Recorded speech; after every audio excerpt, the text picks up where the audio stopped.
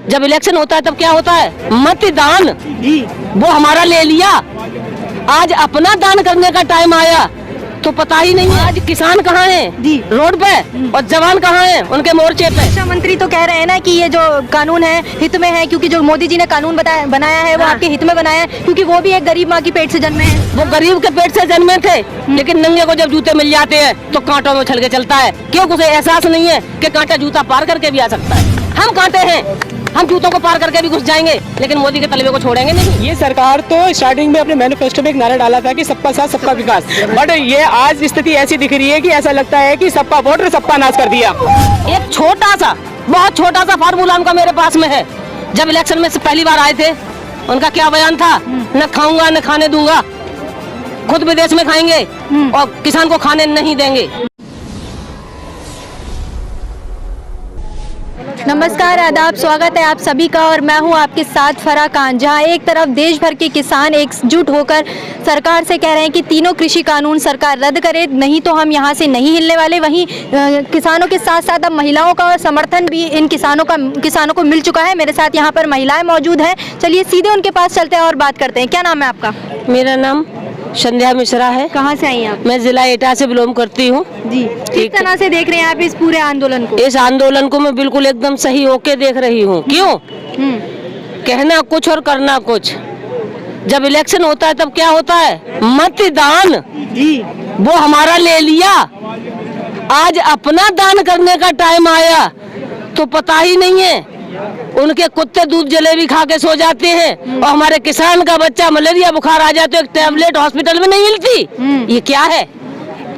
हमारी मति को दान ले लिया और अपनी मति का कोई ख्याल नहीं किया कि हमारी मति किस तरीके से चलनी चाहिए। क्या है ये सरकार मेरे है जो जय जवान जय किसान का नारा देकर सत्ता में आई थी और आज किसानों को सड़क पर बैठा दिया। नहीं, आज किसान कहाँ हैं जी रोड पे और जवान कहाँ हैं उनके मोर्चे पे। क्यों? जवान मोर्चे पे क्यों लगाया? जवान क्या किसान का बच्चा नहीं है? क्या इसको इस माँ ने पाल के पैदा नहीं किया था? क्या इसने उस खेती का अन्न पानी नहीं खाया था? आज ये हमारे विरोध में बोलेगा, कल इसकी तीसरी पीढ़ी घर पर भूखी मरेगी, तब ये भी आंदोलन पे आ जाएगा। क्यों? कि ये हमने पैदा किया है ना कि मोदी ने, इसे हमने पाला है ना कि मोदी ने, हमने चक्की पीस के आटा इसको खिलाया है ना कि मोदी ने। जिस टाइम हमारे ऊपर आपत्ति आएगी 80% हमारी तरफ होंगे तो 20% मोदी की तरफ होंगे। क्यों? पैसे का लालच नहीं है, पेंशन काट दो, तनख्वाह पे रखो। ये लेबर नहीं है जो कि आएगी तो 500 रुपए मिलेंगे, नहीं आएगी तो अपने घर बैठी है। कहाँ है पेंशन इनकी? शिक्षा मंत्री तो कह रहे हैं ना कि ये जो कानून है हित में है, क्योंकि जो मोदी जी ने कानून बनाया है वो आपके हित में बनाया है, क्योंकि वो भी एक गरीब माँ की पेट से जन्मे हैं। हाँ, वो गरीब के पेट से जन्मे थे, लेकिन नंगे को जब जूते मिल जाते हैं तो कांटों में उछल के चलता है। क्यों? उसे एहसास नहीं है कि कांटा जूता पार करके भी आ सकता है। हम कांटे हैं, हम जूतों को पार करके भी घुस जाएंगे, लेकिन मोदी के तलबे को छोड़ेंगे नहीं। तो क्या कहेंगे, 7 दौर की वार्ता हो चुकी है जिसमें दो शर्तें मान ली गई हैं, अब 8वीं दौर की बैठक होने वाली है, तो क्या लगता है शर्तें मानी जाएंगी? क्योंकि मंत्रियों के बयान आ रहे हैं कानून रद्द नहीं होगा। वार्ता तो स्टार्टिंग से लेकर अभी तक 7 वार्ता चल चुकी हैं और कल की वार्ता के लिए भी हम लोग यहीं पर ही बैठे हुए हैं, इंतजार कर रहे हैं।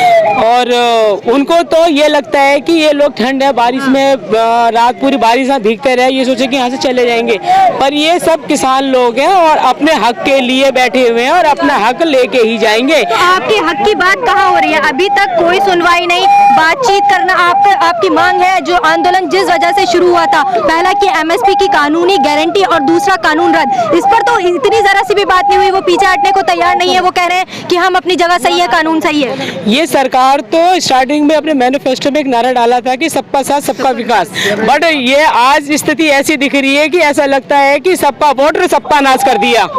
और वार्ता में इन्होंने जो 50-50 का गेम कर रहे हैं, 50-50 में मानेंगे नहीं, हम पूरे 101% अपना रिजल्ट लेके ही जाएंगे।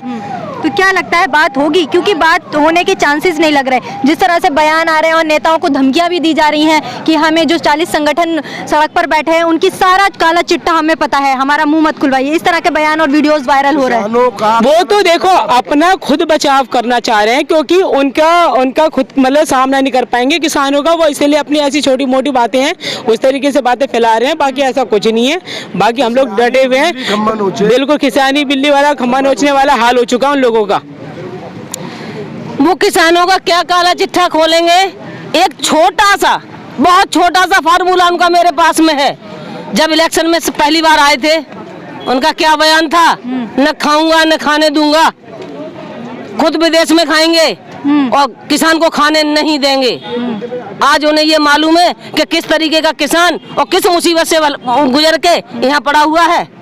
बताइए तो क्या वजह है? आपका दर्द दिखाई नहीं दे रहा बारिश में, इतनी ठंड में, क्या वजह हो सकती है? हम बताएंगे कि हर घर में एक विभीषण होता है। इस तरीके से राजनीति में भी विभीषण पैदा हो गए हैं।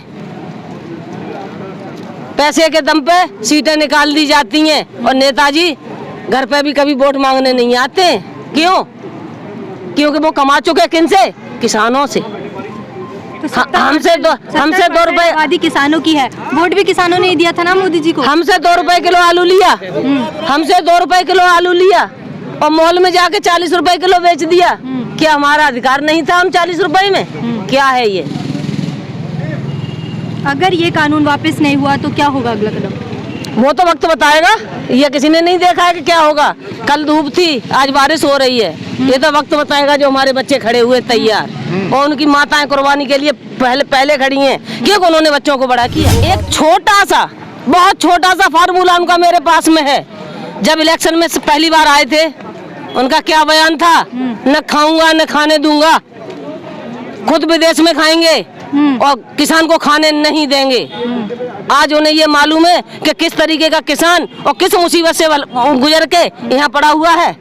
बताइए तो क्या वजह है? आपका दर्द दिखाई नहीं दे रहा बारिश में, इतनी ठंड में, क्या वजह हो सकती है? हम बताएंगे कि हर घर में एक विभीषण होता है। इस तरीके से राजनीति में भी विभीषण पैदा हो गए हैं। पैसे के दम पे सीटें निकाल दी जाती हैं और नेताजी घर पे भी कभी वोट मांगने नहीं आते। क्यों? क्योंकि वो कमा चुके किनसे? किसानों से। तो हमसे 2 रुपए आबादी किसानों की है, वोट भी किसानों ने दिया था ना मोदी जी को। हमसे 2 रुपए किलो आलू लिया, हमसे 2 रुपए किलो आलू लिया और मॉल में जाके 40 रुपए किलो बेच दिया। क्या हमारा अधिकार नहीं था उन 40 रुपए में? क्या है ये? अगर ये कानून वापस नहीं हुआ तो क्या होगा अगला कदम? वो तो वक्त बताएगा। ये किसी ने नहीं देखा है कि क्या होगा। कल धूप थी, आज बारिश हो रही है। ये तो वक्त बताएगा। जो हमारे बच्चे खड़े हुए तैयार और उनकी माताएं कुर्बानी के लिए पहले खड़ी हैं, क्योंकि उन्होंने बच्चों को बड़ा किया।